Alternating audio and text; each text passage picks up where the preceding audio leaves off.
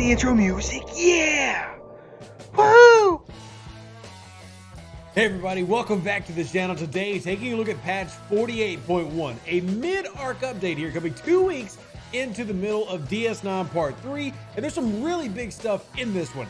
Let's go ahead and spoil it. No, it doesn't fix your Actian hostile, so if you want to complain about that, please refer to the comment section below, as I too am waiting for that, as server 20 is now up to 4 broken systems, and many of you are going to go, well, hey, that's still twice as good as ours. So, hey, but this will include an update with the Armory. We'll discuss that in detail, as well as cloaking for the Defiant and other things being added in this update.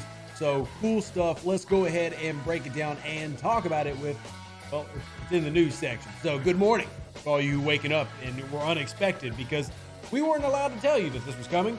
Just that, hey, something cool could happen in the middle of this arc. So Commanders, last week introduced Deep Space Nine Part 3, and along with it, the Defiant, missing something very key. 48.1 brings a further improvements to Star Trek Fleet Command with the Armory, cloaking, and G5 ship cloaking, because of course, everybody out there knew this game needed one thing and one thing only. Not fixes. Oh no. What it really needed was for the Enterprise D to cloak. That's what it needed. Yup. You got it. So yeah, the Enterprise D is getting a cloak. So we got the Armory building. We'll cover that in detail here in a moment. But the Armory is a new building that offers activated ship abilities that are refits for G3, G4, and G5 combat ships. Now there's some really good stuff in there. We'll talk about it, like I said, in a minute. The Armory is a new building available starting at level 25. So for those of you wanting newer content for lower level players, here you go. Yay. That will provide commanders with significant bonuses to hull health, shield health, and mitigation stats. The Armory also provides activated ship ability refits for those ships we mentioned before. With more information, we'll cover it in a second. Now, cloaking for the G5 ships and the Defiant. Here you got it for the Denetrix, Rotaran, the USS Defiant, and USS Enterprise D. Because again, what we really needed in this game was the Enterprise D having cloaking. Even though the only examples of that in Next Generation are when it had its space cloak for one episode, where it was actually taking it from another ship and then literally saying to the Romulans, we're sorry, we broke the rules, we're never doing it again. And the future Enterprise, which was that Dreadnought class that had that big old freaking phaser like mounted to the bottom of the hull. So even though technically this isn't accurate at all, I guess we just got to give those Federation players cloaking too. Anyway, even though it's not canonically correct, it is here. So if you got an Enterprise D, congratulations, you'll be able to close. So, collaboration alongside the Romulans provided technological advancements for a variety of ships, and we've got that for the Defiant. So Captain Cisco and Worf will have a new mission coming in. This is not something that usually gets added mid-arc updates, so that's a little interesting piece.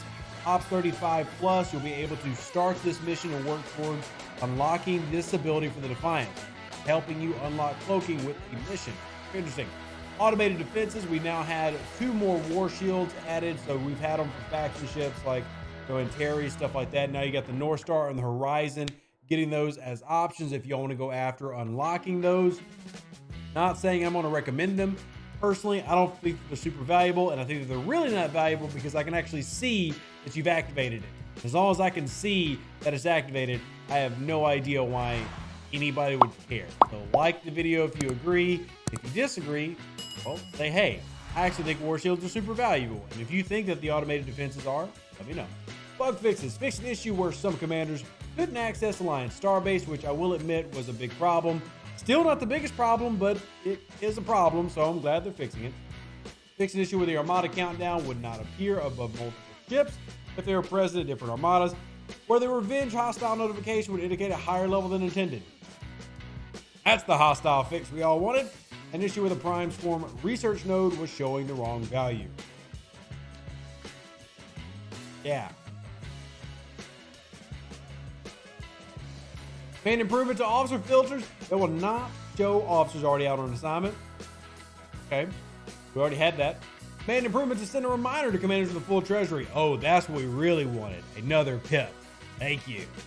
And then in the Starship Research Tree, Tactical Cloaking, which is for the Defiant, has been renamed to Flanking Maneuver because now the Defiant actually has a cloak. They don't want you confused. Why we didn't name it that originally? Who knows? Let's move over to the Armory. We're going to talk about this in detail. There's some really good stuff here.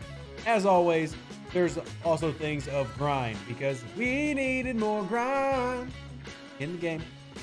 With the threat of the Dominion ever present, there's never been more urgent time than to enhance our combat capabilities.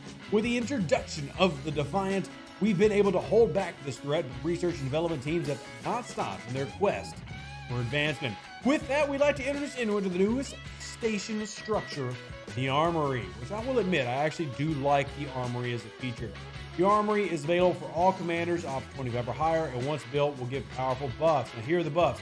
Increase to ship health, increase to hull health, field health, and increase the mitigation stats. And as you level up, right there, Armory level 1 gives you a 5% increase, 60, a 480% increase. So obviously scaling massively as you level this building up. Now, a big argument is going to come from a lot of players with the PvP gap being so wide.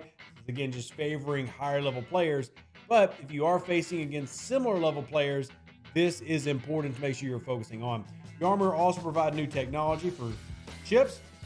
I do want to point out this key part here. We'll focus on in a second, but the Armory will do refits for all new faction ships. Each refit will have an active ability that can be activated on cooldown with no cost. So, that's cool. I love that they put it in bold. Very rarely, I almost feel like we're getting like punked here. Very rarely is there something that doesn't have a cost. Like it's also, we talk about this all the time on Twitch. It's like everything has a cost in this game. What's the catch? I feel like there's a catch. Is there a catch? That's not a hint that there's a catch. It's just, it's difficult for me to trust. I have trust issues, Scopely. I struggle to believe you. Anyway.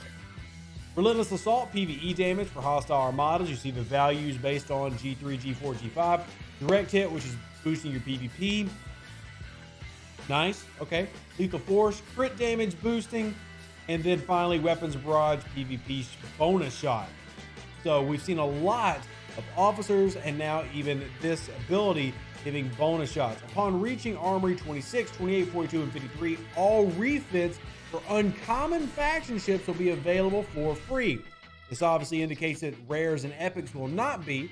Curious to see how that plans out, but everybody will be able to go after the uncommons for free in the very beginning.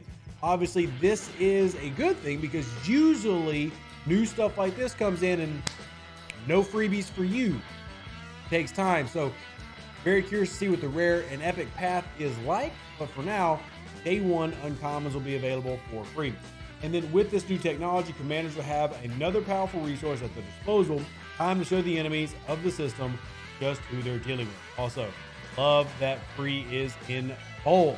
So, you now have cloaking, a couple bug fixes, and overall 48.1 has some very interesting stuff in it. The big thing being the Armory, obviously, and then including getting some free stuff or having free pass, which has been a big staple for us as content creators, and we really pushing for free pass for so many things. That's exactly what this shows in the very beginning. That's good. Not only does it have the buffs, but you have the standard get your refit and get cool themes type thing, and we'll show you more of that actively when this is done. Obviously, I'm recording this before the game is ended maintenance. They did give us a lot of information leading into this, so I actually am looking forward to it. Things have some cool stuff. We'll go into more detail when it actually launches. We'll have that in the live stream and everything, and obviously, y'all are welcome to participate in that. As always, I appreciate y'all. I thank you so much. Leave me comments on what you think about the Armory, what you think about the everything, the cloaking. I don't know. I'm not super excited about the cloaking. The Defiant cloaking I am. Like, I actually do like the Defiant cloaking. I don't really care about G5. Not because I'm not there, just cloaking is not very good in this game. It's pretty pointless. Cloaking is really only an armada tactic, but every little bit helps. Live long and prosper. Stay safe for those Space Cowboys. Deuces, that's me. Catch you on the very next exciting episode of Star Trek Fleet Command. Keep you updated with everything that's going on. And hopefully you have a fantastic day. An even better outro than the intro. For the Empire and glory to your house.